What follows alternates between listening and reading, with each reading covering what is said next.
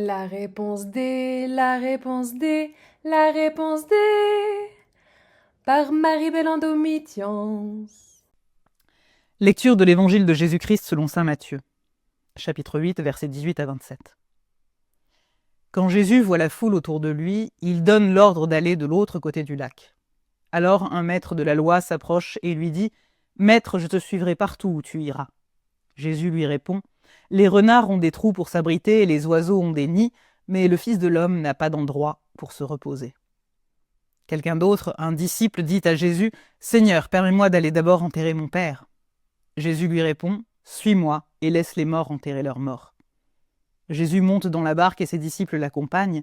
Tout à coup, une grande tempête se met à souffler sur le lac, les vagues vont bientôt recouvrir la barque et Jésus dort.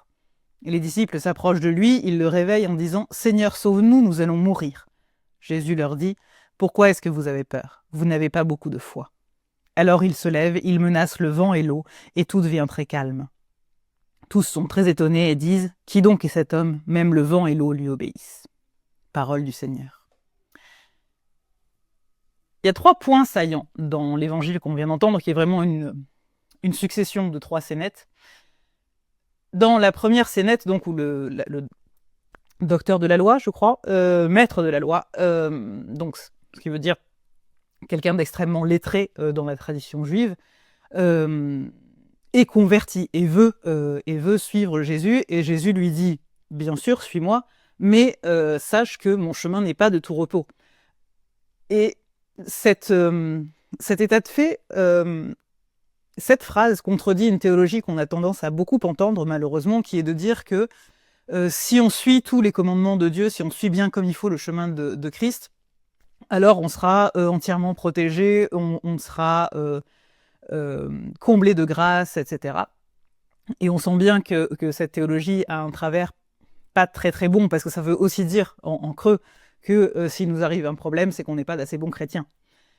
Alors que là, Jésus nous dit concrètement que la vie continuera à être la vie, et qu'il va y avoir des problèmes, et que être chrétien, c'est ne pas avoir forcément de lieu de repos, parce qu'on est en performance de sa chrétienté en permanence, puisqu'on est toujours en train de travailler à accueillir l'étranger, à essayer de s'aimer soi-même et les autres, etc. Et plus encore, l'idée de repos, il y a aussi l'idée de ne pas se reposer sur ses lauriers.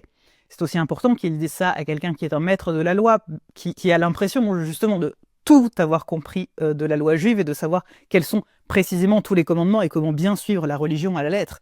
Christ lui dit non, il n'y a pas de repos, c'est pas parce qu'on a compris que le chemin est facile. Le chemin ne sera pas facile, il s'agit d'œuvrer dans le monde, et il n'y a pas de code de loi qui répondent à tout ça, parce que la vie est mobile et que les codes de loi nécessairement sont statiques, ou on le voit bien dans nos sociétés actuelles, dans le monde dans lequel on vit, les lois mettent du temps à se faire, même les lois légales, les lois non religieuses, donc, les principes non religieux, mettent du temps à se faire, il y a des dynamiques parlementaires, etc., pour rattraper la vie telle qu'elle est.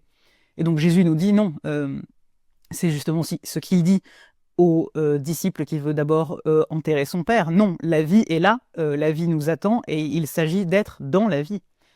Dans cette scène, il ne dit pas, bien entendu, au disciple de ne pas respecter son père décédé, mais que parfois, il y aura des choix à faire dans la vie entre honorer ce qui est passé et, avec tout le respect de la tradition, des jours de deuil qui sont aussi très codifiés, du nombre de jours où il faut porter le deuil et rester au même endroit, etc. Tout cela est très codifié dans les sociétés antiques. Et Jésus dit non, c'est maintenant qu'il faut vivre, maintenant qu'il faut me suivre.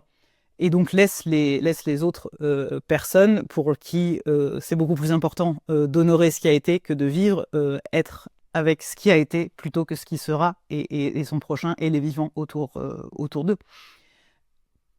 Et enfin, la dernière partie est vraiment celle où les disciples qui jusque-là pensent que Jésus est un très grand rabbin, un très grand rabbin, peut-être même un prophète, commencent à se rendre compte qu'il y a peut-être quelque chose d'autre, parce que jusque-là, il prêche très bien, il a guéri quelques malades, mais cela se peut, enfin c'est quelque chose qui se pratique, l'imposition des mains, c'est quelque chose qui se voit, ou dont on a entendu dire que les prophètes le faisaient, mais là, d'un coup, Il ne s'agit pas juste de guérir des gens par la parole ou de convaincre des gens par la parole, mais vraiment de commander aux éléments, à la création elle-même de Dieu. Et donc, la pensée s'immisce en eux, commence à s'immiscer en eux, que peut-être Jésus n'est pas seulement ça, et que Jésus est peut-être beaucoup plus. Et c'est pour ça qu'il leur dit aussi, vous n'avez que très peu de foi, parce qu'ils n'ont toujours pas compris que Jésus est le Christ, le Messie, donc Dieu incarné parmi nous. Voilà, en tout cas, c'est les points que je soulèverai et que je retiendrai, moi, de l'évangile du jour.